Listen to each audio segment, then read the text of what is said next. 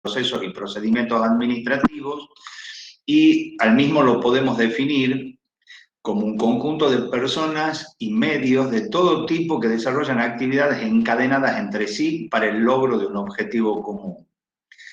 Entre ellos se producen transferencias de información, bienes y servicios de acuerdo al procedimiento establecido. Esta es la definición genérica que se le da al subsistema de procesos.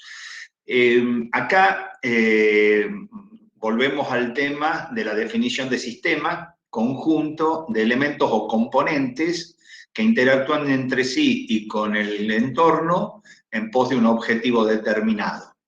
En este caso, los elementos o componentes son las personas y medios de todo tipo, que en la diapositiva que sigue lo vamos a explicar en detalle.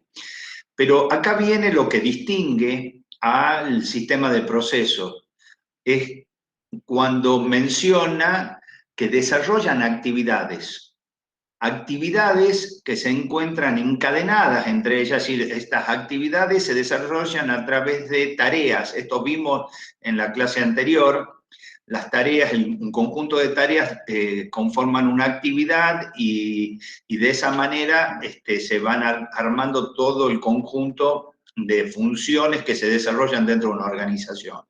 Entonces, a lo que se hace referencia es a ese conjunto de actividades, todas las actividades que hacen a la organización.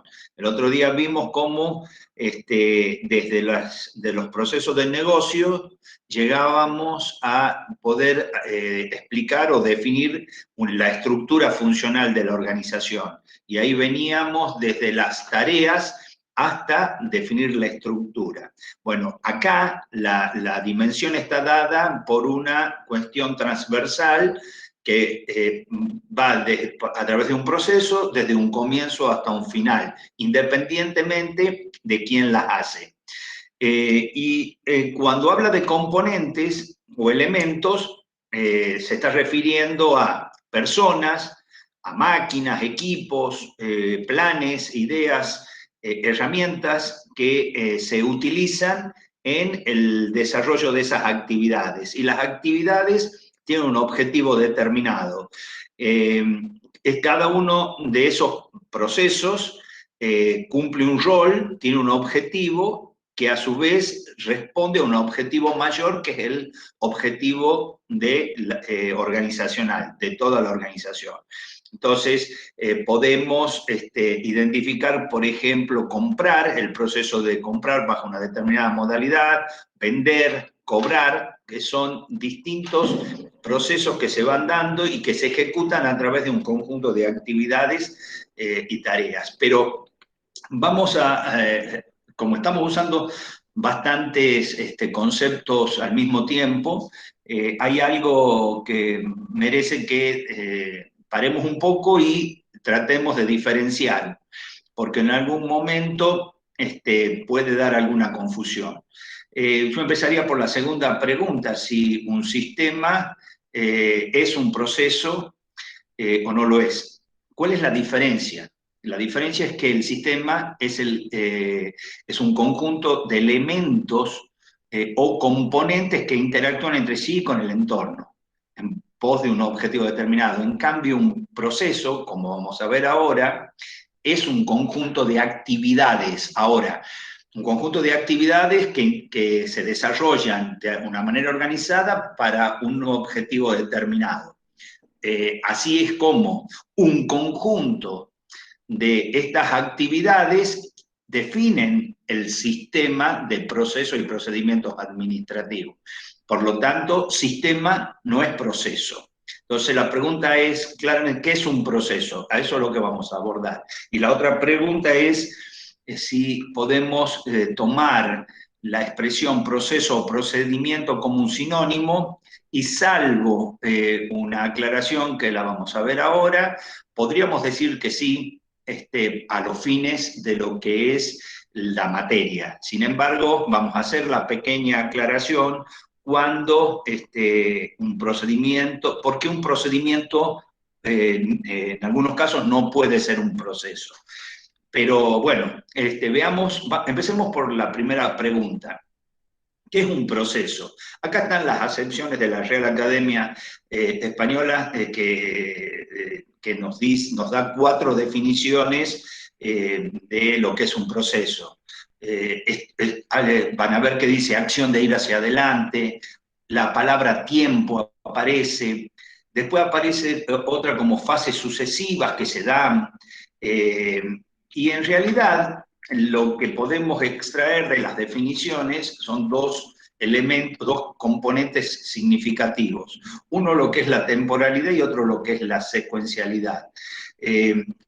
Acá, como ustedes ven, el tiempo está presente, o sea, el tiempo transcurre desde que comienzo hasta que termino, ese conjunto de actividades y tareas que se desarrollan, esos pasos que doy, involucran tiempo. Está el paso del tiempo como una cuestión clave y por lo tanto ese lapso de tiempo se tiene que dar y desarrollar. Y la secuencialidad tiene que ver con una serie de pasos que se dan de una manera definida, predefinida, que, bueno, puede estar definido como fases, etapas, y que se suceden una tras de otra y que son las que definen y que de una manera concatenada definen el proceso. Por lo tanto, en un proceso ustedes siempre van a encontrar estos 2 elementos, que son el tiempo y la secuencia. Hay secuencia y la secuencia utiliza o consume tiempo. Y acá viene esa pregunta que nos hacíamos al comienzo, si procesos o procedimiento es lo mismo, y para eso nos vamos a detener en interpretar que existen dos grandes tipos de procesos. Están los procesos naturales y los procesos artificiales, donde los naturales son aquellos que se desarrollan sin la intervención del humano, no así los artificiales, donde la actividad del humano es relevante porque son creados por el humano y son ejecutados por el humano. Por lo tanto, a la pregunta que nos hicimos, la respuesta sería que un procedimiento es un caso particular de un proceso. Es decir, no todo proceso es un procedimiento, pero todo procedimiento es un proceso. Y la particularidad la da los procesos que no son artificiales, los que son naturales. Pero para la materia vamos a usar, y ustedes me van a escuchar que los uso indistintamente, lo van a usar también los profesores, a todo lo que sea a la expresión proceso o procedimiento como similares. Salvo por el tema de los procesos naturales, no habría problema en usarlo de esta manera indistinta. Aclarado eso, nos preguntamos más claramente, más allá de que en un proceso hay tiempo y hay secuencia, nos preguntamos qué es un proceso. Y fíjense que el origen de la palabra, que viene del latín de processus, esa palabra implica 2 cosas, avance y progreso. La palabra avance y progreso justamente incorpora adentro, las 2 palabras incorporan adentro los 2 elementos, el tiempo y las secuencias, la secuencialidad. Profe, disculpe. Sí, sí. Entonces, cuando diga proceso o procedimiento, ¿se va a referir a lo mismo? ¿O entendí mal? Sí, ¿quién me pregunta? Lucía. Bien. Lucía, a partir de ahora, en el dictado de la materia, nosotros vamos a usar indistintamente, vas a ver que por ahí me expreso como proceso y por ahí me expreso como procedimiento. A los fines de la materia, todo lo que estamos viendo tiene que ver con procesos artificiales. Por lo tanto, los procedimientos o los procesos tienen la misma referencia. Nosotros en la materia no vemos los procesos naturales. ¿tá? Podemos hacer referencia a un proceso natural como una cuestión de contexto que afecta al sistema del entorno, pero no lo hacemos desde el punto de vista de nuestro sistema administrativo y desde el subsistema de procesos y procedimientos administrativos. Así que indistintamente lo vamos a usar a partir de ahora. Entonces, de nada. Acá van a ver ustedes dos definiciones sobre proceso. No me voy a quedar en estas. Bueno, un poco la segunda es la que usan las normas ISO y vuelve a mencionar ese conjunto de actividades. Entonces, cuando hablamos de sistema, hablamos de conjuntos de elementos o componentes. Después definimos cuáles son. Pero cuando hablamos de proceso, hablamos de conjunto de actividades. O sea, quiero que empiecen a marcar la diferencia conceptual entre sistema y proceso. Y dicen que están relacionados o que interactúan, los cuales transforman elementos de entrada en resultados. Básicamente, esta definición de proceso está mirada en un mismo sentido, pero expresada de una manera distinta. Los sistemas de gestión de calidad, que los vamos a abordar en otra clase, pero yo traje esta diapositiva que pertenece a esa clase. Lo que quiere, siempre el foco está puesto en el resultado de algo. Entonces, no por ello, pues no, digamos, no es casual que un sistema de gestión de calidad, que en este caso el sistema europeo para la calidad lo define de esta forma. Siempre mirando el resultado y desde ahí explicándolo. Fíjense que en la diapositiva anterior dijimos que transformamos entradas en salidas, o sea, mira desde el comienzo hacia el final a partir de una secuencialidad y un proceso de transformación que permite tomar la entrada y convertirla en salida. Sin embargo, los sistemas de gestión de calidad se paran en el resultado, o sea, en el producto o servicio, lo que está al final, porque en definitiva lo que yo entrego como conclusión del proceso es un producto que puede ser un producto elaborado o semi-elaborado, puede ser un servicio en sus distintas instancias en las que se encuentre. Pero la definición se para en la salida y define al proceso diciendo que un resultado deseado, o sea, lo que yo espero obtener, se alcanza de manera más eficiente cuando las actividades y los recursos se gestionan como un proceso. O sea, fíjense en cómo lo define a proceso y dice, proceso son esas actividades interrelacionadas que transforman entradas y salidas. O sea, el peso de la definición específica no deja de ser la misma que la dada en las definiciones anteriores. Actividades interrelacionadas que transforman entrada y salida. Sin embargo, para definirlo, un sistema de gestión de calidad se para en el resultado y no en lo que es la definición del proceso de una manera secuencial desde el comienzo hasta el final. Y fíjense qué dice. Dice que el resultado se lo consigue eficientemente cuando las actividades que forman parte del proceso se gestionan de manera eficiente. Pero también dice que los recursos se gestionan de manera eficiente y todo eso se lo hace como si fuese un proceso. No se olviden lo que dijimos en la primera clase cuando hablamos de la diferencia que había entre sistemas y recursos. El proceso consume recursos, consume horas hombres, consume energía, toma cuestiones del ambiente,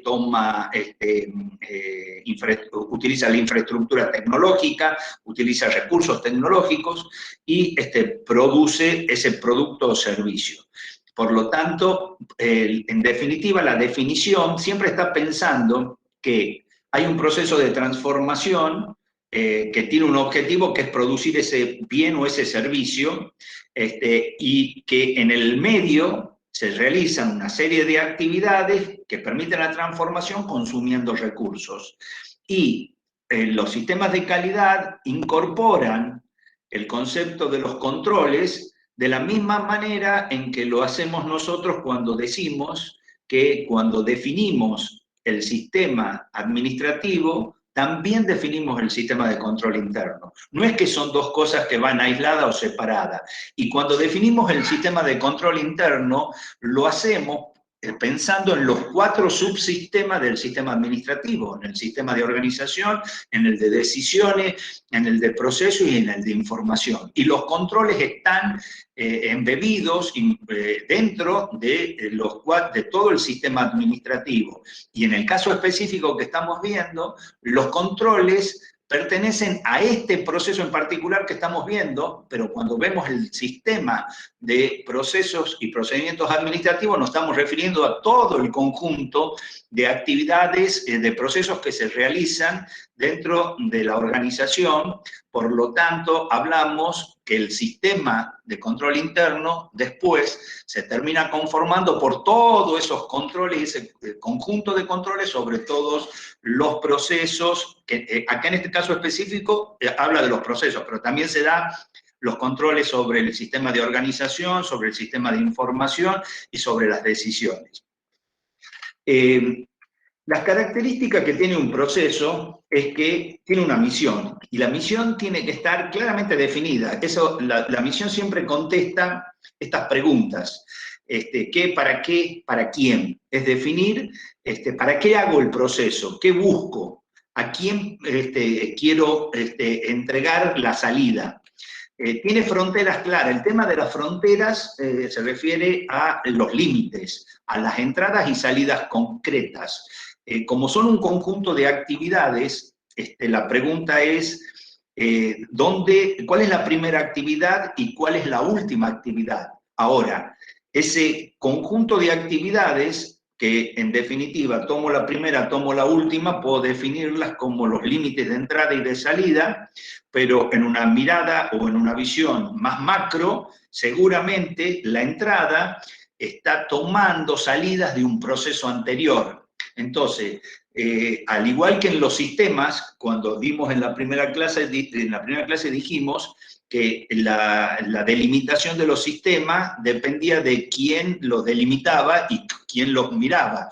Y a medida que podíamos subir o bajar en esa mirada, podíamos establecer las fronteras del sistema, definiendo macrosistemas al sistema o microsistemas dentro del sistema o subsistemas.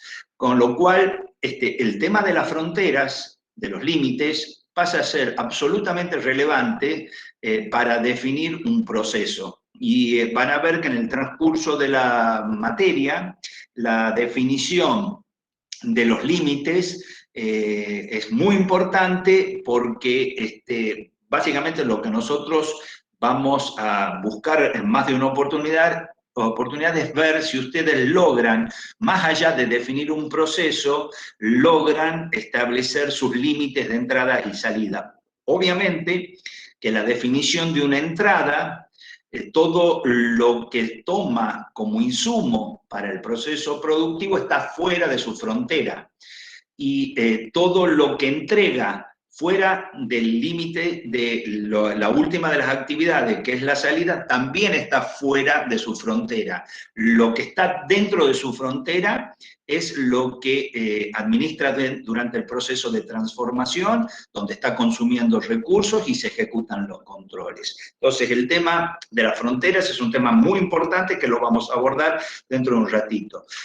Después decíamos que el proceso, uno de los componentes que tiene la secuencialidad. Y la secuencialidad se la define por todas esas acciones que se desarrollan, esas tareas que se ejecutan, que son, no son aisladas, sino que están organizadas, están integradas y que esa integración conforman la secuencia. Y un proceso así lo podríamos dividir en tantos subprocesos como dueños de proceso encuentren. Ahora vamos a ver qué significa el dueño de un proceso, pero nosotros ustedes van a empezar a escuchar una palabra que la dijimos en la primera clase, pero que la van a usar muchísimo en el desarrollo de la materia, que es la fragmentación del proceso. Entonces, ustedes van a ver que todas las acciones que se desarrollan dentro de un proceso determinado, pueden a su vez agruparse adentro en conjuntos independientes en la medida en que quien las ejecute sean distintos. O sea, un proceso admite la fragmentación en subprocesos en la medida que el agrupamiento de las acciones,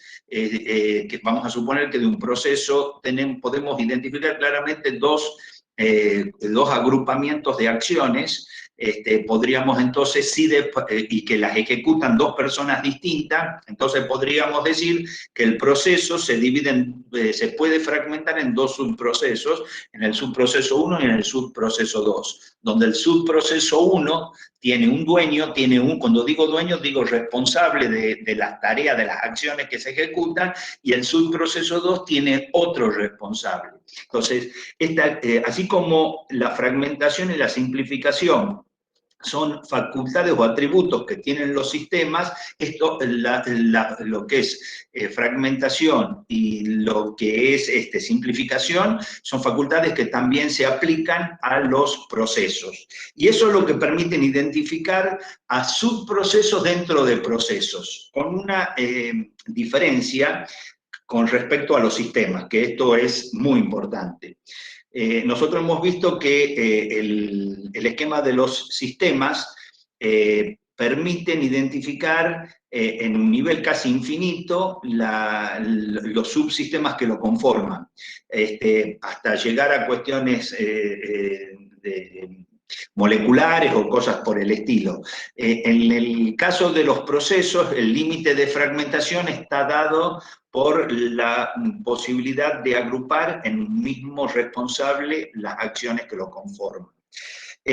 Todo proceso se caracteriza por tener medidas identificables. Yo al proceso lo puedo identificar de manera cuantitativa, de manera cualitativa, de manera de su valor o su costo y de lo que es capaz de entregar, del resultado. Cuando yo voy a medir a un proceso, lo voy a medir en 3 variables que ya la vamos a ver dentro de un rato: eficiencia, eficacia y adaptabilidad, para eso se utilizan indicadores o medidas que se identifican con el proceso, y eso nos permite poder, en función de esos indicadores basados en las medidas, ver si el proceso está siendo eficiente, eficaz o se adapta al medio. Por lo tanto, bueno, eso quedó ahí, lo sacamos, seguimos. Lo que van a ver acá es por qué, nos preguntamos por qué es importante estudiar los procesos.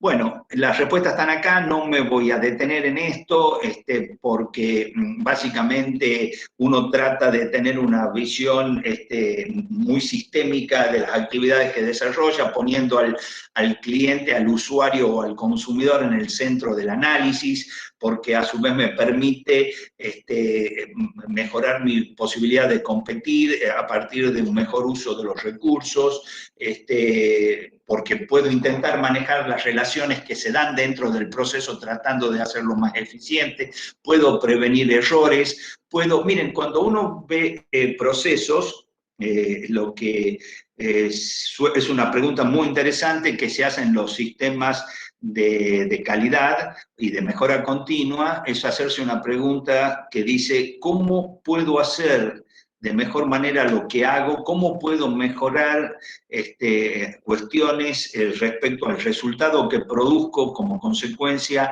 de un proceso? ¿Cómo lo puedo hacer mejor? ¿Cómo puedo hacerlo mejor, pero ya no pensando en mí, pensando primero en el cliente?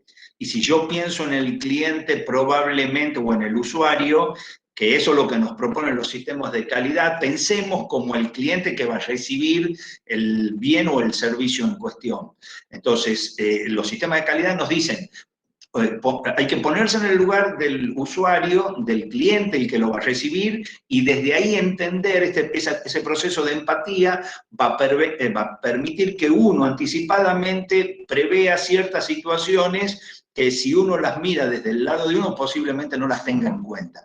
Podría prevenir errores, podría permitir corregirlos antes de tiempo, y por último, lo que permiten es brindar o dar un sistema de evaluación. Es decir, si yo tengo personas que están a cargo de determinados procesos, y lo estudio a los procesos, yo podría evaluar cómo están siendo gestionados esos procesos por los responsables.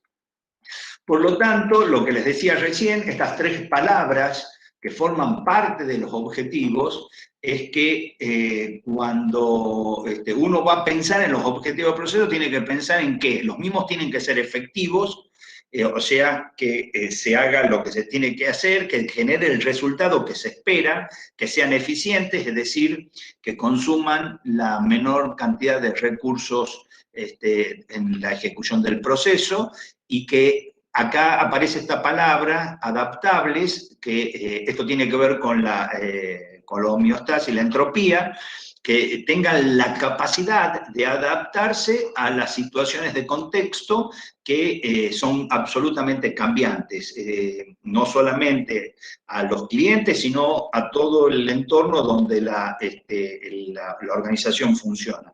Ustedes van a ver más adelante que cuando vamos a medir a un proceso, lo que buscamos es entender si el proceso ha sido efectivo, o sea, si provocó el resultado que se esperaba, si ha sido eficiente y si el proceso se va adaptando a los cambios que le va imponiendo la vida diaria.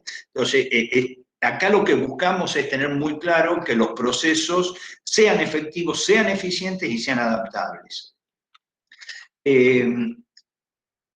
Y decimos que debe estar bien definido para administrar y para gestionar procesos.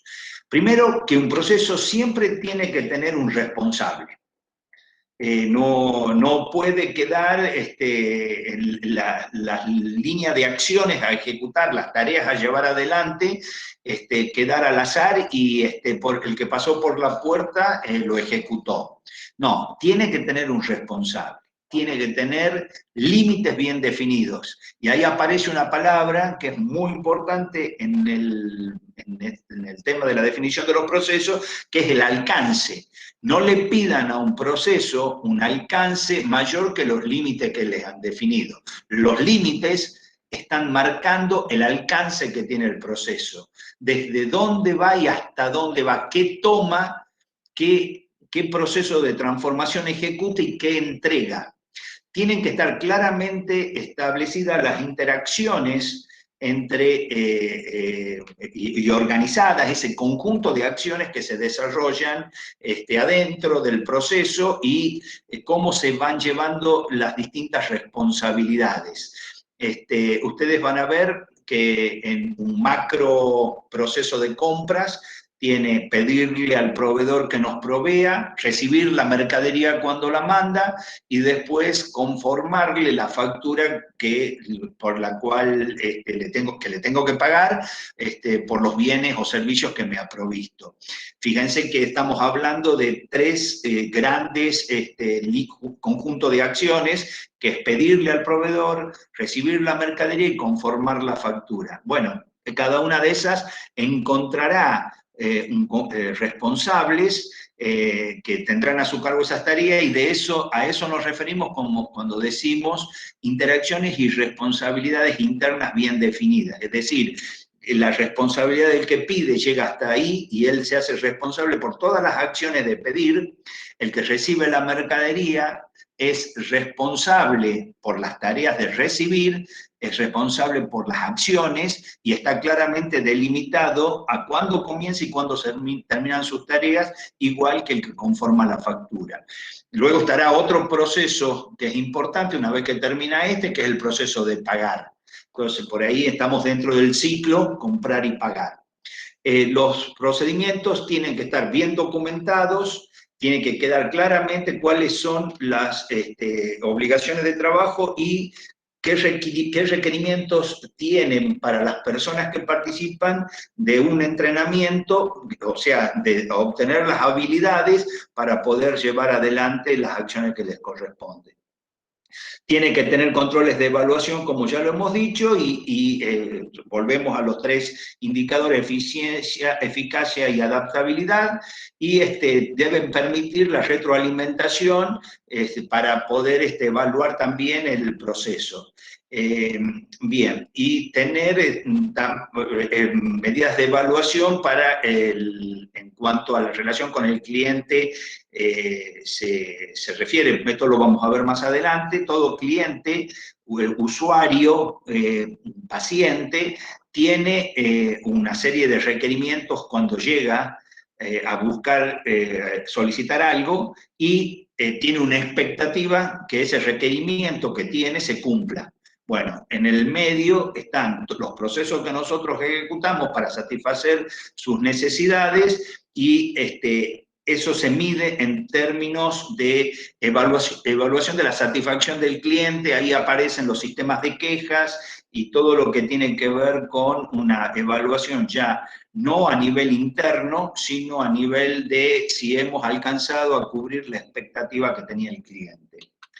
Y los tiempos en el que se desarrollan los procesos, esto tiene que ver con la definición original.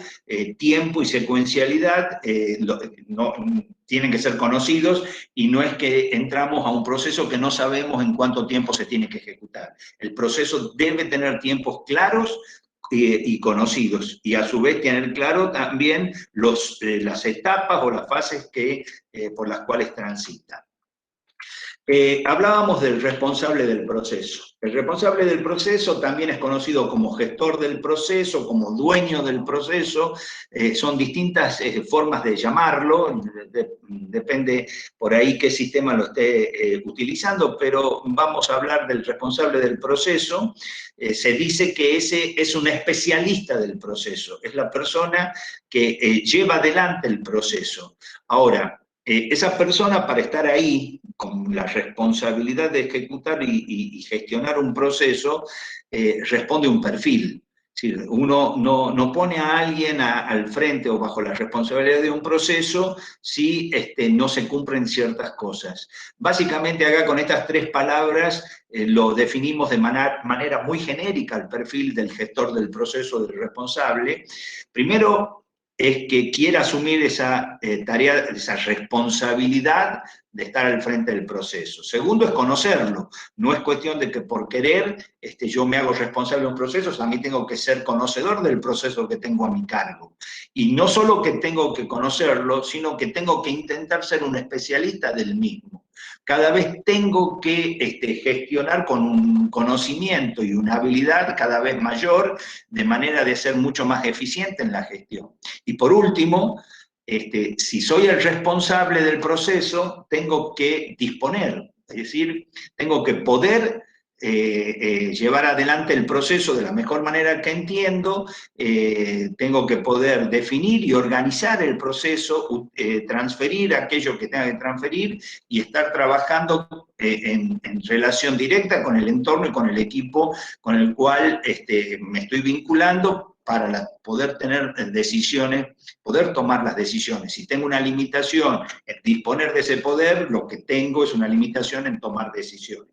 Por lo tanto, un responsable de un proceso tiene que ser alguien que lo quiere asumir a la tarea, que la conoce a la tarea y que disponga del poder. Ahora, también puede darse que alguna de estas 3 cosas, o más de una, no la tenga una persona, y lo más probable es que tengamos serias dificultades en la gestión del proceso, que impactarán en los índices de eficacia, eficiencia y adaptabilidad. Con seguridad puede pasar eso, es decir, lo pusimos a alguien que haga una tarea que no la quería hacer, pero la está haciendo, y bueno, es muy probable que el resultado no sea el que esperamos. O si ponemos a alguien que tiene mucha voluntad, pero que no conoce el proceso, y bueno, si no es un especialista y no conoce, obviamente el resultado no va a ser el que esperamos. Y si ponemos a alguien que tiene limitado el poder de decidir, el poder de organizar,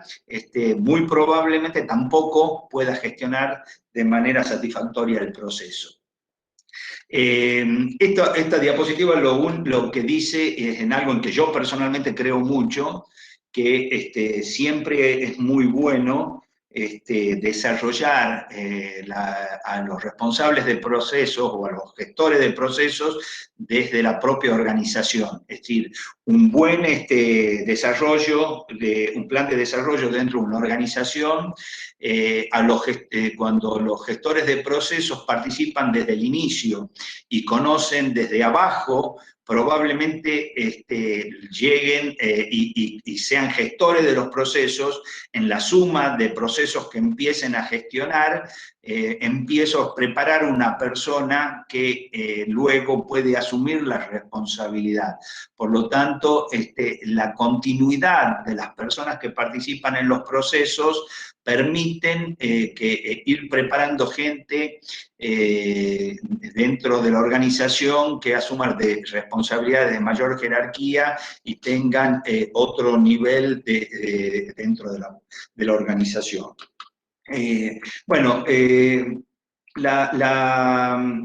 Lo que tiene que ver con los límites o las fronteras responde a estas preguntas. ¿Qué se incluye en el proceso?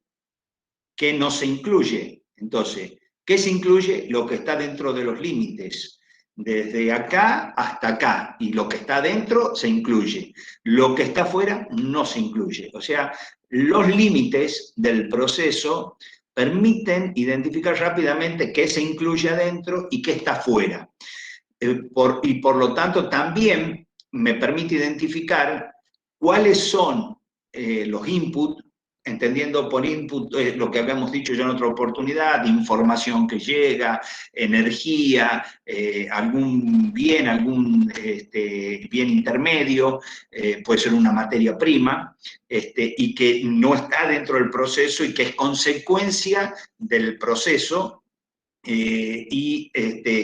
Cuáles son los outputs, qué es lo que está después de la salida, qué hemos generado, qué hemos producido, y en el mismo sentido volvemos a decir energía, volvemos a decir información, bienes, etc.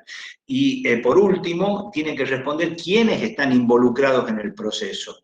Si yo puedo responder claramente estas 5 preguntas, es porque he definido claramente los límites del proceso. Los límites me están diciendo quiénes están adentro, quiénes están involucrados, quiénes no están involucrados, qué se incluye adentro, qué no se incluye, qué recibo y qué doy.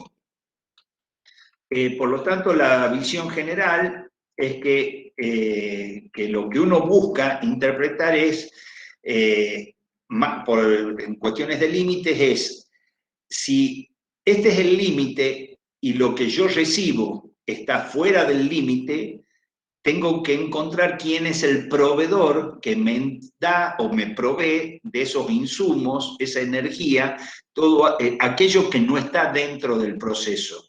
Por lo tanto, esto me permite identificar quiénes son los proveedores o los mejores proveedores del proceso en cuestión. También me permite, por más allá del límite, identificar quiénes son los clientes, a quién va destinado.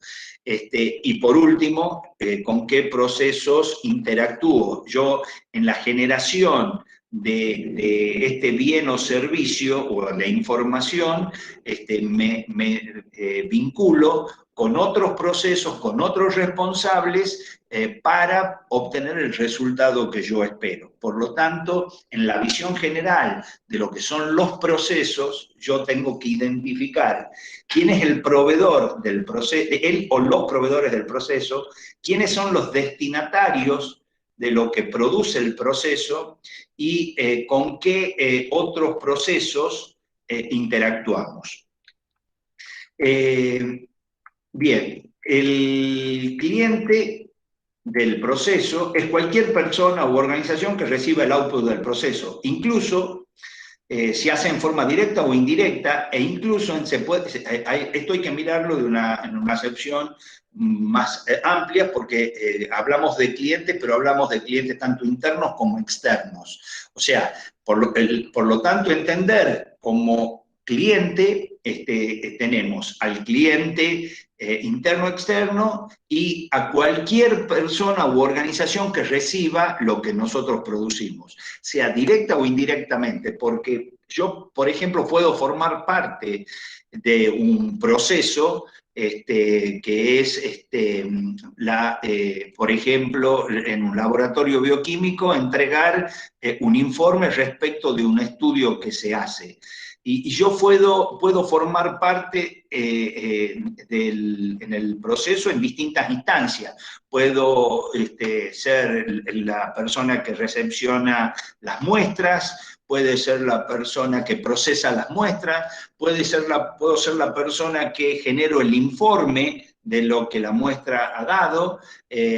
Ahora, probablemente yo no tenga la relación directa con el paciente, sea porque yo hice la extracción inicial o recibí la muestra, ni fui el que le entregué en manos el informe. Puedo haber estado en una relación directa o indirecta. Bueno, no importa donde yo me encuentre dentro del macro proceso, lo que tengo que identificar claramente es quién es el verdadero cliente del proceso, ese cliente final que lo llamamos. En el medio aparecen lo que se conocen como los clientes internos y los clientes externos, que en este caso podemos mencionar, siguiendo con el ejemplo, una obligación de informar respecto al resultado de las muestras y no necesaria, y ahí tendríamos como cliente externo, por dar un ejemplo, no solamente la persona que recibe el resultado, sino también puede ser que yo deba informar por una cuestión epidemiológica a algún ente que tiene que ver con la sociedad como un todo, siendo un poco actual con lo que vivimos hoy. Por lo tanto, a veces el cliente externo no es uno solo, sino que son más, y yo debo informar o debo enviar parte de lo que produzco no solo al cliente con un interés directo en el tema, sino también pueden ser con otro interés. Bueno, acá esto más de los límites, yo lo voy a pasar porque lo dije varias veces, y esta diapositiva también habla de los límites, y más o menos representa lo mismo después de que ustedes leen a la diapositiva. Lo que sí es importante dentro de esta diapositiva, lo que dice al final, que para determinar los límites de un proceso existen criterios. Y los criterios dependen, lo que hacen es expresar en base a qué se pueden tomar o definir los límites. Depende del tamaño de la empresa, depende de lograr tener una unidad adecuada para gestionar por los distintos niveles de responsabilidad, o depende del tramo del proceso en el que nos encontramos para interactuar con aquellos proveedores y clientes del proceso. Bueno, voy a simplemente, no lo voy a repetir, ya lo hemos dicho, estas son las definiciones que se vinculan al proceso, que son flujo, efectividad, eficacia, tiempo de ciclo, costo. La tienen a la diapositiva, la leen tranquilo, y lo que sí es importante es esta diapositiva fue pregunta de examen en más de una oportunidad, cómo nosotros identificamos si una actividad, un conjunto de acciones, forman parte de un proceso o no. Este es un verdadero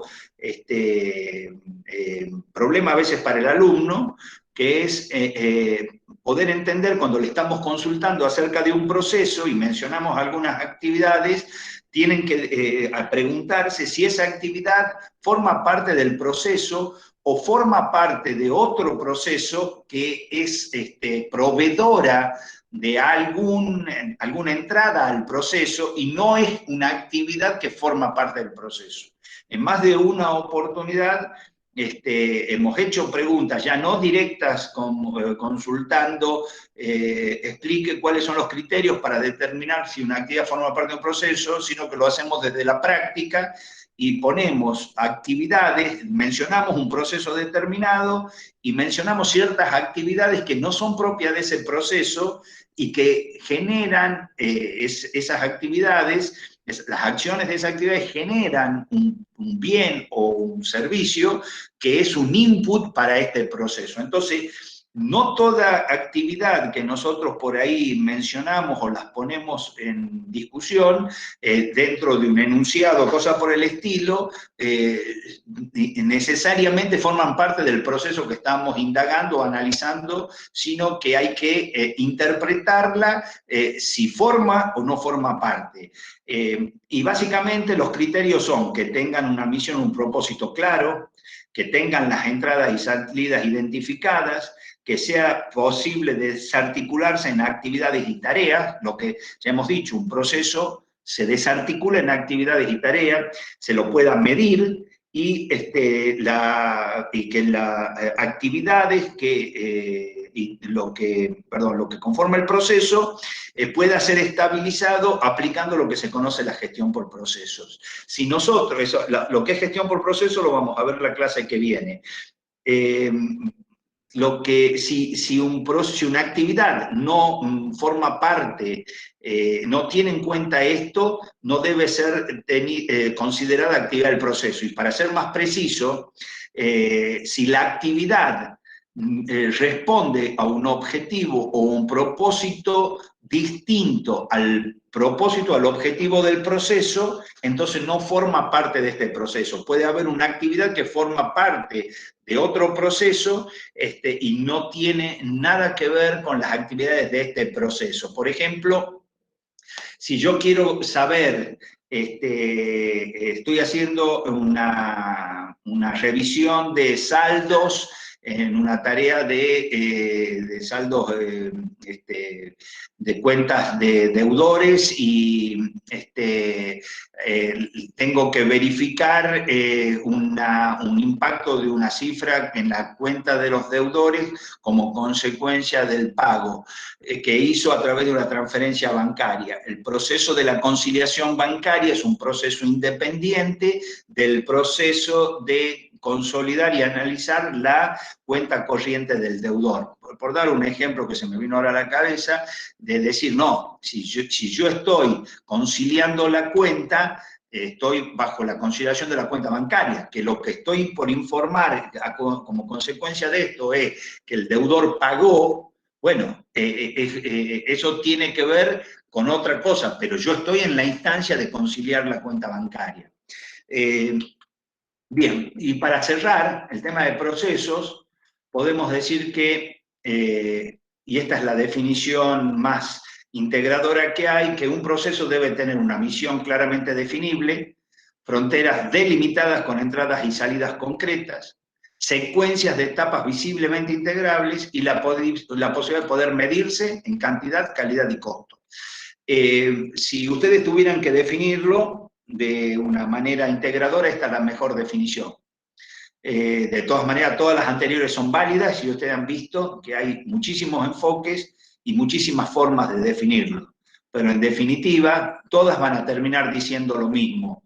Hay un proceso que tiene un objetivo determinado, que desarrolla una serie de acciones, actividades y tareas que conforman secuencias que están claramente ordenadas, organizadas y que están integradas y que lo hacen dentro de determinados límites. Y el proceso siempre tiene que tener la posibilidad de ser medido en cantidad, calidad y costo. Ahí faltaría la palabra adaptabilidad, si lo queremos ser absolutamente completos, para cubrir el concepto de la entropía de la homeostasis. Casi terminando la primera parte, que son los procesos, podemos decir que los procesos se clasifican de tres formas. Tenemos los procesos estratégicos, los operativos y de soporte. Si ustedes ven la diapositiva, las puntas de flecha dicen bastante. Si ustedes ven que la única flecha que toma un origen hacia un fin externo son los procesos operativos. Los procesos operativos, ¿por qué eso? Porque los procesos operativos o claves, son también conocidos como procesos claves, son los que a partir de una exigencia que tiene un cliente, un usuario, un paciente, que un consumidor que llega a un lugar a buscar satisfacer el mismo, a satisfacer, cubrir ese requerimiento, el requerimiento tiene una expectativa. Es decir, yo tengo el requerimiento que estoy con dolor y quiero ser atendido y la expectativa es que me curen. Entonces, el proceso que permite eso es el proceso clave, el proceso operativo. El proceso clave, el operativo, es todo aquel proceso que está directamente vinculado con el cliente e incluso de alguna manera indirectamente vinculado con el cliente, pero tiene que ver con los requerimientos del cliente. Por lo tanto, hablar de un proceso clave es hablar de aquellos procesos que permiten generar el producto o el servicio que se le va a entregar al cliente. Estos son los que evidentemente le aportan al cliente valor. O sea, para el cliente que tiene una expectativa, cuando finaliza la prestación del servicio o recibe el bien, lo que hace es verificar que, de acuerdo a lo que él había venido a buscar, si su expectativa fue cubierta. El proceso, se dicen que o se tipifican a los procesos como de soporte como aquellos que se ejecutan a los fines de ser soporte o de ayuda al cumplimiento, a que los procesos operativos se puedan llevar a cabo. Por ejemplo, un proceso en un estudio contable, por dar un ejemplo, la liquidación de impuestos sería un proceso operativo, ¿tá? Donde el cliente tiene una expectativa que es en función de una exigencia que tiene, que es presentar su declaración jurada, su expectativa es que la declaración jurada se presente y lo haga de la forma que él tiene la expectativa que se haga. Eso para un estudio contable es un proceso operativo.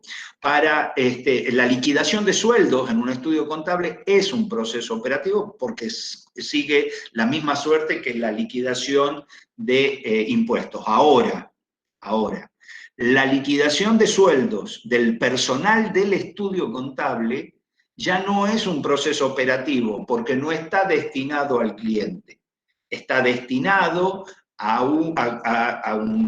cumplir uno de los objetivos internos que tiene la organización, que es remunerar al personal que presta el servicio.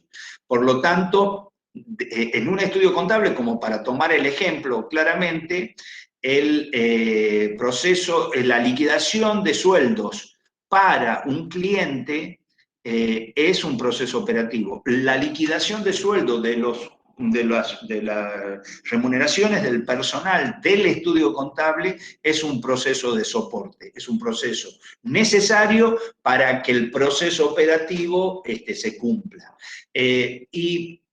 Los procesos estratégicos tienen que ver más con una cuestión de que la organización cumpla la meta que persigue, que bueno, en este caso sería tener la rentabilidad que se espera, en el caso del estudio contable, y por lo tanto yo para poder alcanzar eso puedo definir planes de capacitación del personal que liquida los sueldos para los clientes, puedo hacer los planes de entrenamiento, puedo aplicar estrategias de comunicación o de marketing sobre el mercado, y todo ese tipo de procesos que uno lleva adelante son los que se conocen como procesos estratégicos. En esta diapositiva van a ver lo que acabo de decir, rápidamente de todo lo que está ahí. Fíjense que los procesos de apoyo son los que, o de soporte, en la diapositiva anterior no utilicé la palabra apoyo, fíjense cómo se los llama procesos de apoyo, son los que apoyan a los procesos operativos. Bien. Esto, Disculpe, pero, sí, profe, sí, disculpe, sí. una consulta, algo que me gustaría que lo repita. Entonces, la liquidación de sueldo del estudio contable para los empleados, ¿qué sería? ¿Un proceso de qué? Sería un proceso de apoyo o soporte. La Ah, liquidación de listo. sueldos del personal Sí, del estudio es sí. un proceso interno necesario para que el personal del estudio satisfaga sus necesidades porque cobra por sus servicios, y si no fuese así, lo primero que repercutiría después es en el cumplimiento de los procesos operativos o clave. Ahora lo miremos de otra forma. Si yo soy una industria, ya no soy un estudio contable, y ahí ya no tendrías ningún tipo de duda en contestarme rápidamente. La liquidación de los sueldos del personal que trabaja en esa industria, ¿es un proceso estratégico? No. ¿Es un proceso clave o es de soporte? Clave no, porque es una industria que se dedica a la producción de un determinado bien.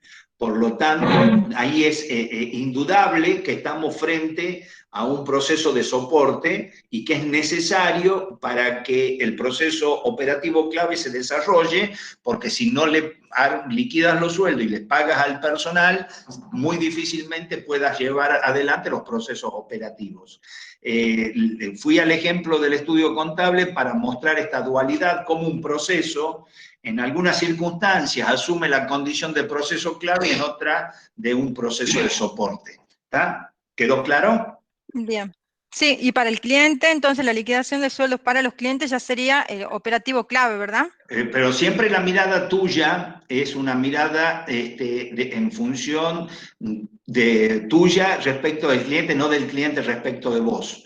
Vos estás clasificando los procesos de tu organización, no estás clasificando los procesos de tu proveedor. Ahora, no menos cierto es que cuando uno estudia la cadena de valor, la verdad no me quiero meter en eso porque iríamos a otra línea, pero sí se hace eso que no sé si lo dijiste conscientemente, pero cuando tu mirada viene desde el lado de ser cliente, y vos querés evaluar los procesos de tu proveedor, entonces sí podrías hacer esta clasificación, pero ya para eso tendrías que haber perforado el límite de tu organización, haberte metido evaluando la cadena de valor en los procesos de tu proveedor. Y esto es común, esto no es que es común, esto se da mucho porque hay muchas empresas que contratan bienes o servicios con terceros que evalúan profundamente cómo son los procesos productivos previamente a contratar, avanzan sobre ellos. Por ejemplo, yo tengo el caso que nosotros hacemos liquidaciones de sueldo a una empresa muy grande y ellos han venido a nuestra organización y han visto nuestros procesos de cómo liquidamos sueldos y o sea, lo que han hecho ellos específicamente, han venido a ver cómo desarrollamos el proceso clave mirado desde nosotros, pero ellos son los destinatarios del proceso, del resultado del proceso. ¿Tá? Pero bueno, no me quiero detener mucho porque me falta bastante. Bien, muchas gracias, profe. De nada. Gracias. La modernización tiene que ver, de un proceso, tiene que ver, se la da básicamente con lo que se conoce como la mejora continua de los procesos. Ahí lo van a ver más adelante en las diapositivas, yo no la voy a poner, el ciclo de Deming. Hay 3 sistemas de gestión de calidad en el mundo que han 3 líneas de sistemas de calidad que son como las que han generado el amparo del resto, donde una es la japonesa, otra la americana y otra la europea. Nosotros los argentinos miramos mucho la europea, pero de ahí salen los conceptos de la mejora continua y una serie de valoraciones de cómo se deben mejorar en los procesos. Si van, en el caso de ¿por qué yo adhiero mucho a los a los sistemas de gestión de calidad, porque los sistemas de gestión de calidad miran a los procesos en su conjunto y de manera integral. No menos cierto que hay otros sistemas que miran a los procesos de manera más individual y no de manera general, como una evaluación de normas ISO o IRAN o cosas por el estilo. De todas maneras, lo dejamos porque esto es para otra clase, pero la forma de modernizar un proceso es a través de la mejora continua, a través de identificar aquellos métodos que logran efectivamente medidas de efectividad, eficiencia y utilidad, o concentrándose por el contrario. Me fijo dónde se producen los despilfarros o los excesos y trato de ir a corregir, no tratando de mejorar lo que hago, sino me concentro en lo que hago mal, en lo que genera exceso de despilfarro y desde ahí vuelvo. Y las herramientas básicas son estas que están viendo acá, desde la eliminación de burocracia, eliminación de la duplicación, pensar siempre en agregar valor. Después les voy a dar varios ejemplos, espero si me dan unos minutos la clase lo hago, y si por si me olvido y alguien me lo hace acordar, lo vemos más adelante. Hasta aquí llega la clase teórica en materia de sistema de procesos. Me voy a meter en los sistemas de información. Y todo lo que dije hasta acá es teoría, es el sistema de procesos, se relaciona con herramientas que nosotros usamos y que va a ser la clave de las clases prácticas. Le vamos a subir, así como se han subido el video de la departamentalización, le vamos a subir una clase teórica sobre la herramienta que es la palabra fea, BEDET, pero es la herramienta que nosotros usamos y venimos usando hace mucho tiempo, que se llama cursograma.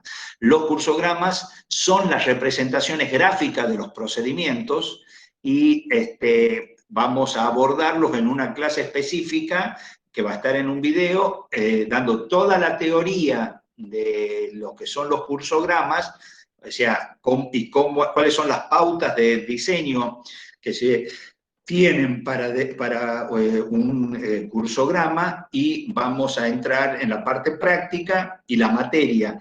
Después que salgan de organigrama que están viendo ahora, que no va a ser más allá de una o dos clases más, a partir de ahí casi todas las clases prácticas de aquí hasta el final se basan en cursogramas, se basan en representaciones de los procesos, de los procedimientos. Eso es lo que ustedes van a ver a partir de ahora, por lo cual hemos preferido dejar la explicación de los cursogramas por fuera del sistema de procesos, para poder darles o hablar del sistema de información.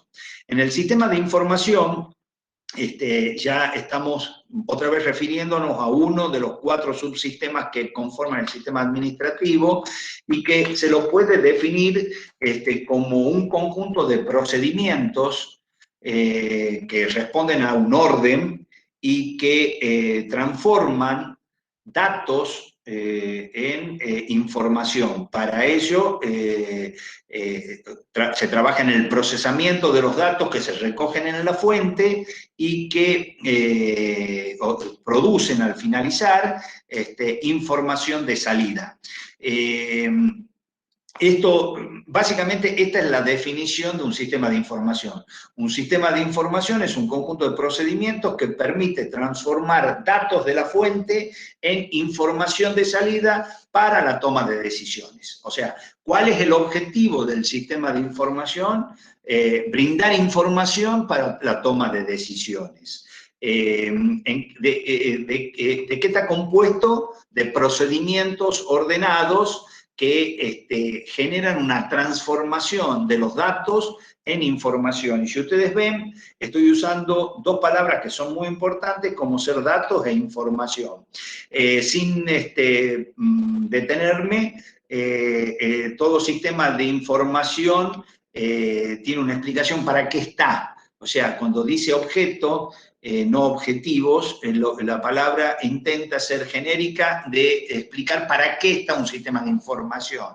Para adquirir, tratar y transmitir información, para almacenar esos datos y también almacenar información. Ser el vehículo que permite llegar, ser el nexo, dar soporte a la planificación. ¿Tá? Entonces, después lo leen con tranquilidad, pero esto es para qué existe, esto se acerca a la misión que tiene el subsistema de información, para qué existe el sistema de información, más allá de la explicación que me he dado recién, que es transformar los datos en información para la toma de decisiones.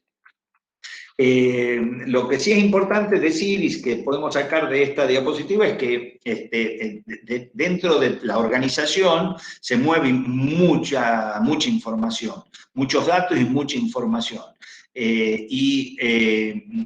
Cuando la organización tiene un orden mínimo, y lo hace dentro de se dice que lo hace, este tránsito de la información que se mueve, se dice que lo hace dentro de un esquema formal predefinido, predeterminado.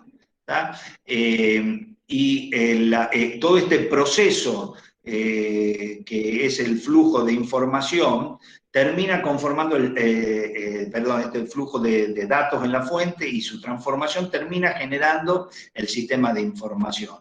Por lo tanto, no hay que confundir sistema de información con recursos que dan lugar a la captura de datos y el procesamiento del dato como herramienta técnica, sino que hay que verlo como este flujo en el cual datos se transforman en información. Bueno, esta diapositiva muestra más o menos lo mismo. Acá la definición es que es un conjunto de elementos, como todo sistema, es un conjunto de elementos o componentes que están relacionados. ¿Y qué hacen? Recaban, procesan, almacenan y distribuyen datos e información, se retroalimentan, porque una información puede ser información de otra parte del sistema de información y de ahí continuar, o sea, convertirse en una entrada para un nuevo procesamiento y una nueva salida. Bien, como verán acá, este es el ciclo normal de la producción de un hecho. En este caso hablamos de un hecho independiente si es un hecho económico o no lo es. Que yo traslade a un pasajero en un colectivo es un hecho. Ahora, que me pague el pasaje sí genera una información de carácter económico, pero el servicio en sí prestado, el traslado, es un hecho no económico. Que yo le cobre a un paciente por ser atendido en un consultorio tiene un impacto, un hecho económico, pero el acto asistencial, el prestacional, es un hecho asistencial no económico, o sea, tiene su componente económico. Si yo los desagrego, vamos a ver que todo hecho genera datos, el dato es capturado en un comprobante que por algún procesamiento genera información para la toma de decisiones, se toman decisiones y eso vuelve a generar nuevos hechos económicos, nuevos hechos. Básicamente, los hechos generan datos que aislados por ahí no dicen mucho, pero cuando son puestos con algún sentido, con algún orden, con alguna idea organizada, lo que hacen es adquirir significatividad y lo convierten a esos datos aislados en información. Que yo diga que en el estudio trabajan 5 personas, trabajan 10 personas, o que son tantas las horas, bueno, son datos aislados, pero cuando yo empiezo a relacionar lo que las personas producen con las cantidades de horas disponibles, empiezan a generar alguna información, alguna significatividad, y a mí me permite poder tomar decisiones, como por ejemplo, no necesito más gente para poder cubrir la cantidad de resultados que tengo que producir según, bueno, en este caso en un estudio contable, que serían los servicios que presta. Entonces acá aparecen dos conceptos que eran los que yo les decía recién, que había que tenerlos claramente. Uno es el concepto de dato y otro es el concepto de información. Y cuando los datos empiezan a tener una significatividad real y perceptible para el destinatario, para el receptor, entonces empieza a generar información que le permite tomar decisiones. Estas palabras que van a ver acá están relacionadas, con la calidad de la información. Lo único que uno busca es que la información sea oportuna, que llegue en el momento que tenga que llegar, que se informe lo que es relevante, que sea selectiva, que no sea toda, sino aquella que tenga un significado para el lector, para quien la va a recibir, que sea clara, que sea exacta, sencilla, que sea completa. Y aquí vamos a ver rápidamente que los sistemas de información originalmente tenían esta orientación. Ahora van a ver que más adelante voy a decir que eso ha cambiado y no es tan así, que tenemos otra mirada. Los sistemas de información nacieron originalmente orientados a las actividades organizacionales, a la toma de decisiones, y otro grupo de sistemas que están orientados directamente a la función organizacional. Los sistemas que están orientados a las actividades organizacionales son los que se conocen como SPT, CIA y SAT, que ahora lo vamos a abordar. Cuando ustedes ven cómo está conformada una estructura organizacional, van a ver que en la línea baja está el nivel operativo, en la línea alta está el nivel estratégico, y en la línea media está lo que sería el mando medio, que tiene actividades tácticas que se refieren a dos aspectos: a controlar las operaciones y a controlar el esquema administrativo en general, y preparar la información y ser el tránsito hacia la alta dirección y obtener de ahí las principales decisiones.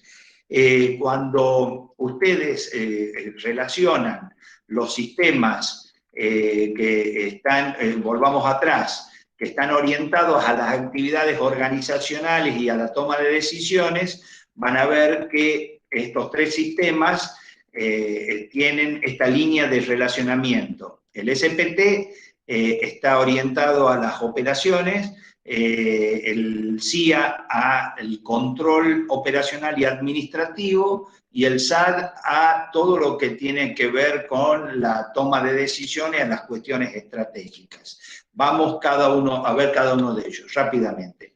El sistema de procesamiento de transacciones, el SPT, procesamiento de transacciones, está vinculado a la ejecución de las operaciones primarias del ente.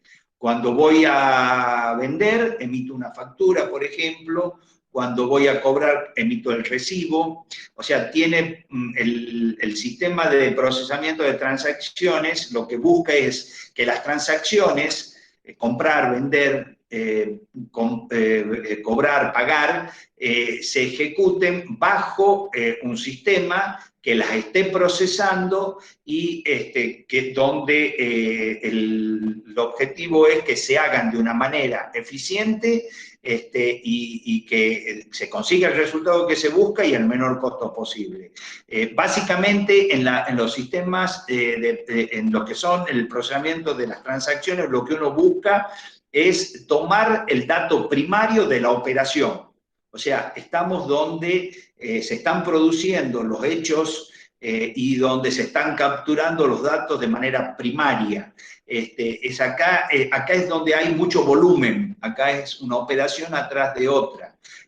Por eso es que las salidas que producen estos sistemas son la documentación respaldatoria. Emisión no significa impresión.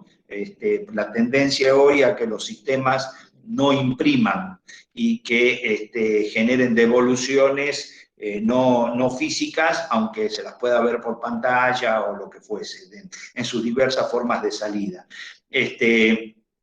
Y por otro lado, prevean salidas que sean de dos tipos. Una, de las documentaciones que respaldan las operaciones, por eso habla de transacciones. Transacciones, operaciones, son términos similares que usamos mucho en la materia, y también que prevean salidas a nivel de resumen, como por ejemplo podría ser una planilla de caja de una caja cuando cierra la jornada y saca el resumen de todo lo que cobró en la jornada. Tiene 5 actividades esenciales los sistemas de procesamiento de transacciones, que son realizar operaciones matemáticas, clasificar, ordenar, generar una síntesis y almacenar los datos. O sea, es lo más primario que tienen los sistemas de gestión, donde están orientados directamente a dar lugar a que las operaciones se soporten. El SIA, que es el Sistema de Información Administrativa, está concentrado en esa instancia intermedia que es poder hacer control del nivel operativo y proveer información al mando medio para que pueda tomar decisiones de carácter administrativo y pueda mantener el dominio del sistema. Acá, por dar ejemplos, yo puedo sacar informes que me digan los niveles de inventarios que están por debajo de los mínimos y que requieren un proceso de reabastecimiento. O me puede decir, sacar información del conjunto de deudores que han superado el tiempo límite para cumplir con su compromiso y con ello iniciar gestiones de cobranzas ya en las distintas formas que puedan ser esa gestión de cobranza. O sea, ahí el mando medio está utilizando el sistema y el sistema está cumpliendo el objetivo de preparar información que la toma del sistema primario, que es el SPT, y la devuelve de una manera clasificada, resumida, para darle lugar al mando medio que haga dos cosas. Una es controlar lo que el nivel operativo hizo, como por ejemplo verificar las planillas de caja, de las rendiciones que hace el cajero, por ejemplo, al tesorero, y se hace controles de rendiciones en una presentación del tesorero donde presenta un reporte de los movimientos en tesorería, información de las ventas que ejecutaron los vendedores. Esta sería información que ya está, que sirve para control. Entonces yo tomo la información, valido las ventas que hicieron los vendedores y tomo el conocimiento, y a partir de ahí puedo, aparte de conocer, tomar decisiones sobre eso. Luego,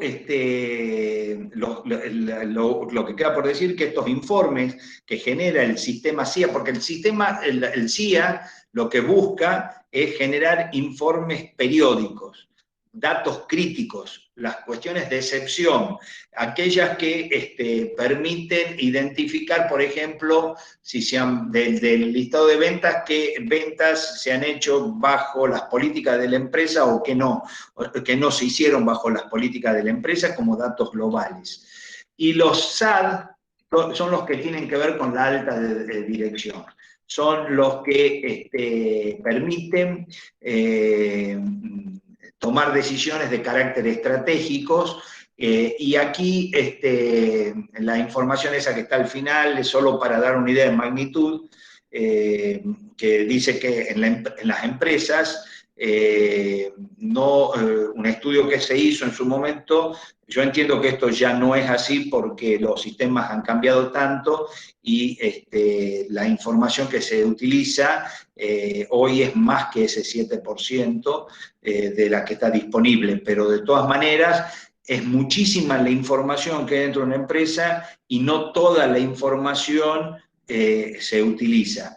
Ahora, concentrándonos más en el SAD, vamos a ver que lo que hacen los sistemas que sirven de apoyo a la toma de decisiones, lo que hacen es procesar la información, los datos y la información de una manera cuasi estratégica y devolver poca información muy precisa sobre la marcha de la organización y para las tomas de decisiones. Por ejemplo, uno de los sistemas que más se utilizan hoy como SAD son los que se conocen como Business Intelligence, y que son sistemas que toman los datos y los devuelven después de una manera ya interpretada y que llega de una manera absolutamente resumida para que la alta dirección tome una decisión. Bien, por lo general, ¿cuál es la diferencia que tiene el SAD al CIA? Es que acá estamos trabajando sobre decisiones no programadas. Básicamente, ahí el decisor tiene menos radio de acción operativa o de control operacional, y está mucho más abierto a la creatividad y al juicio crítico que puede tener en base a la valoración de esa información y a la evaluación de las distintas alternativas. Por lo general, se suelen incorporar datos no solo internos, sino externos, que ayudan a la toma de decisiones, o sea, no solo los datos de la compañía, sino también del mercado. Rápidamente, y no me voy a detener en esto, existen los sistemas que no están orientados a los resultados, sino a las actividades, perdón, sino a las funciones. Es como decir, yo lo miro de manera vertical y no de manera transversal. Acá lo que se hace es información, son sistemas que tienen que ver con líneas como las áreas de compra, las áreas de finanzas, las áreas de producción. Por ejemplo, un reporte de la posición financiera y el cash flow de una organización sería un ejemplo del resultado de un sistema de información orientado a una función organizacional como es las finanzas. Ese sería el resultado de lo que el sistema produce.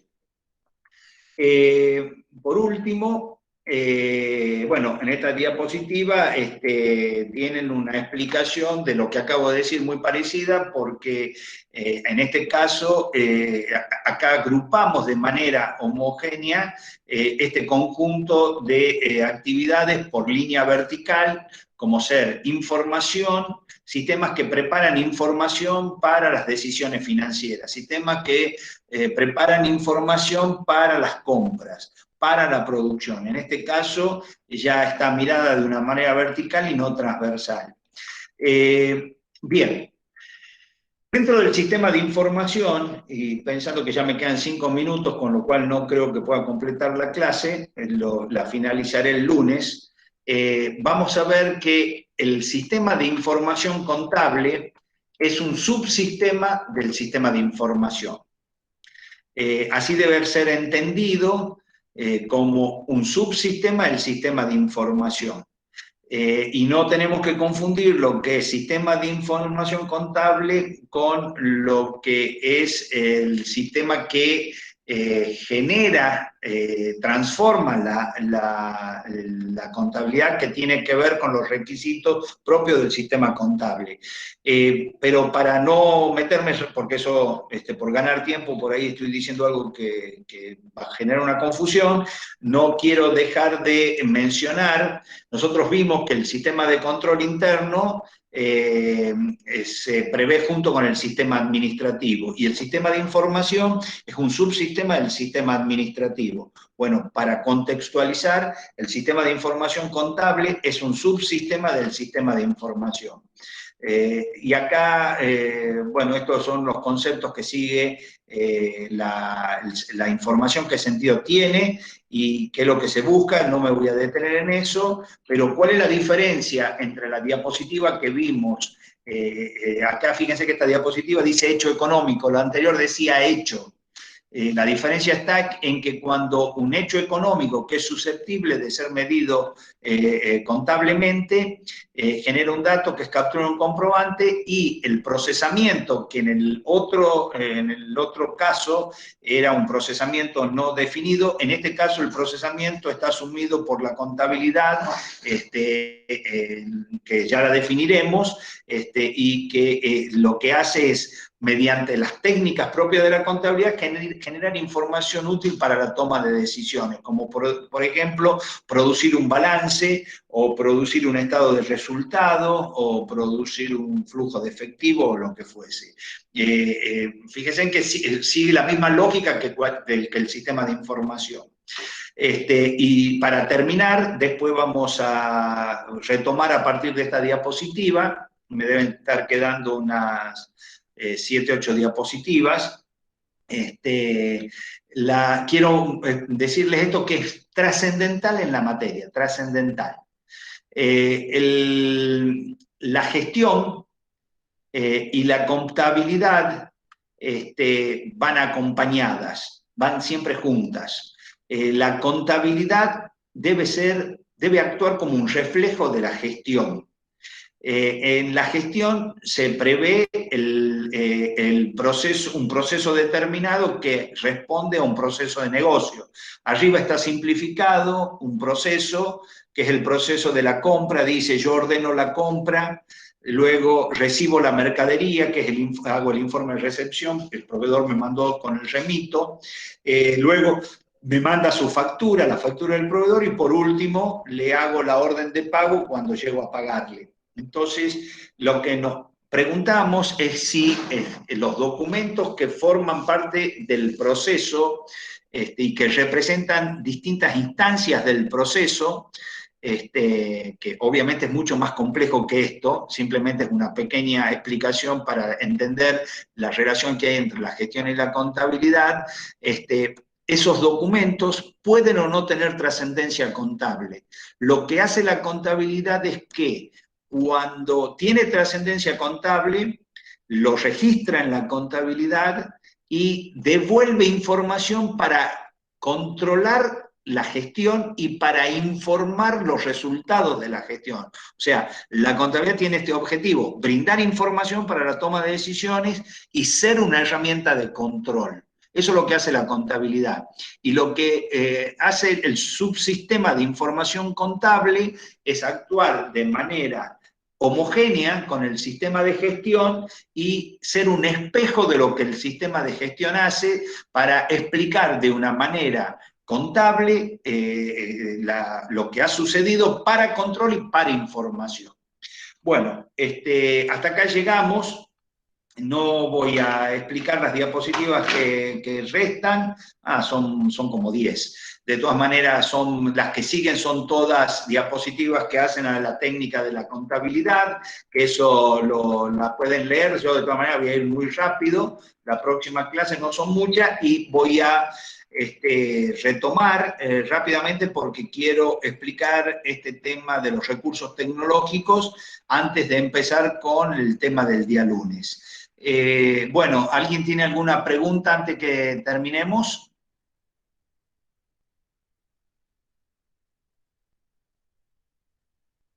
A disposición si hay alguien. Sí, escucho. No me quedó claro lo de los últimos sistemas que usted explicó, lo de apoyo a la toma de decisiones, ¿eso ya no se usa hoy en día, dijo? ¿Puede ser? Sí se usan, pero cada vez menos, porque justamente las últimas diapositivas, ustedes las tienen ahí a mano, que no alcancé a llegar, es que hoy se han abandonado ya desde hace bastante tiempo y ya los sistemas tratan de estar integrados y la irrupción a partir del año 2000, del 1990 en adelante, de los que se conocen como los RP, que son los sistemas integrales de gestión que tienen el concepto de la integración por sobre todas las cosas, han hecho que los sistemas modulares no integrados empiecen a perder vigencia. Claro. Entonces, los sistemas de gestión integrales tienen todos los módulos dentro de una sola solución, y cuando los módulos ya exceden por una cuestión de complicación, se desarrollan en otra aplicación que se relaciona a través de dos maneras, que son o a través de interfaces o a través de migraciones de datos. Eso lo voy a explicar, hay una clase que me dedico exclusivamente a eso. Lo que dije es que hoy, por ejemplo, un RP tiene herramientas adentro internas que se llaman herramientas OLAP, por ejemplo, que son herramientas de análisis de datos, de cubo de datos, que suplen la presencia de un business intelligence, o sea, un sistema que permite tomar los datos, procesarlos por fuera y devolver información para la toma de decisiones estratégicas.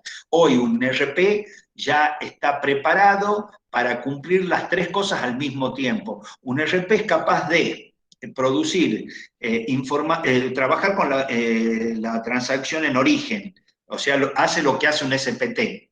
Luego, es capaz de hacer lo que hace un CIA, o sea, administrar todo lo que son los datos e información propios de los mandos medios de manera integrada, y también puede generar en la construcción autorreportes para la toma de decisiones y reemplazar a un sistema para la toma de decisiones usado. Es más, llegan a mucho más que eso. Cuando estemos en la clase de RP, que va a ser muy profunda en este tema, ahí van a poder entender. Los CIAs, por ejemplo, el SPT, por ahí son sistemas de facturación. Vamos a tomar un ejemplo.